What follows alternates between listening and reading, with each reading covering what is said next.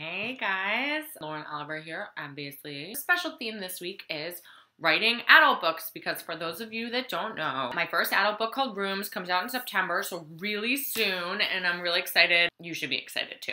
The end. Look, even my hair is excited again. Oh, I have a special announcement before we get into the questions. So in honor of the publication of Rooms, I've decided to write a fun ghost story because Rooms is about ghosts.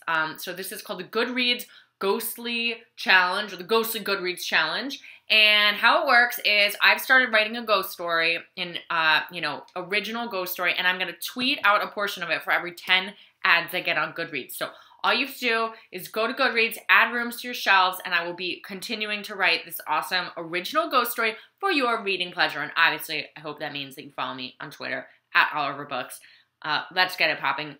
Who knows? Maybe you can even contribute to the ghost story. I will even take your ideas. So that's going to be a really fun thing, and the hashtag for that is Ghostly Goodreads.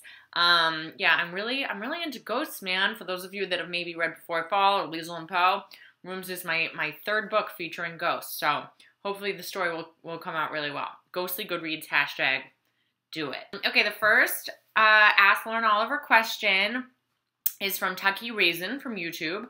What are the differences when writing children's books, YA books, and adult books? Well, it's kind of hard to generalize because to a certain extent, I think all books are different and the process is different for each book. I mean, obviously there's, a standard differences and slight differences in length. But I really think that it really pertains more to the issue of your characters and the worlds that you're creating. Obviously, those things are related to your audience, but they're not 100% dependent on it. So it's hard to generalize and categorize between the age differences. I really do feel like when I'm writing each book has its own particular exigencies, its own challenges, and so I think it has less to do with differences, again, between the categories than it does between each individual book. Rooms, for example, that was just challenging because there are so many characters, and two of the characters are ghosts that live in the walls of the house and have taken on the house of their body. So they are kind of passive witnesses. They can't really do anything.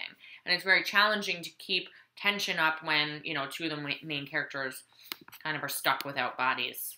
Of Melark and Men, kind of from Tumblr, asked a related question, which is why I decided to write for adults at this time. I saw that somebody put on my Goodreads page a picture of Peter Pan shaking his fist saying, once you grow up, you can never come back, but don't worry, for my fans of my teen books, that is not true. I'm definitely going back. I already have a bunch more YA books that I've written and that I want to write. I'm still going to keep writing middle grade.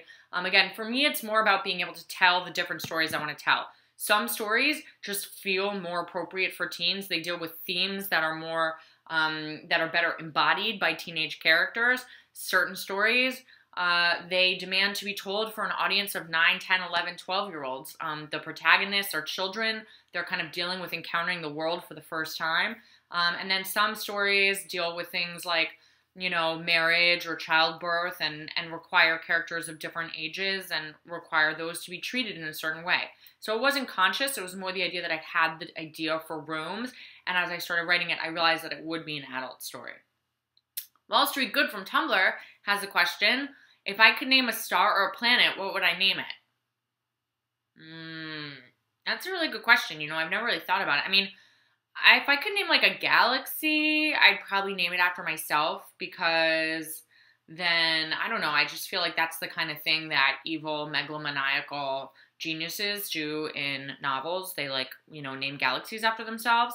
But if it was just a little star, I don't know. Maybe I'd name it after one of my characters. I think Bundle from Liesl and Poe should have maybe a star named after him. He's a little dog cat, and he's adorable. So that would be a cute name for a star. I'll have to think about it more. That's a great question. Hey guys, thanks for joining me. Don't forget about Ghostly Goodreads Challenge. Hashtag Ghostly Goodreads. I will be writing a story just for you, meaning the proverbial you and everyone who's watching this, but seriously, just for you. And I want you to participate. So go add Rooms to your shelves and follow me on Twitter and follow the ghost story. And I hope you guys have a great rest of your week. See you next time on Ask Lauren Oliver.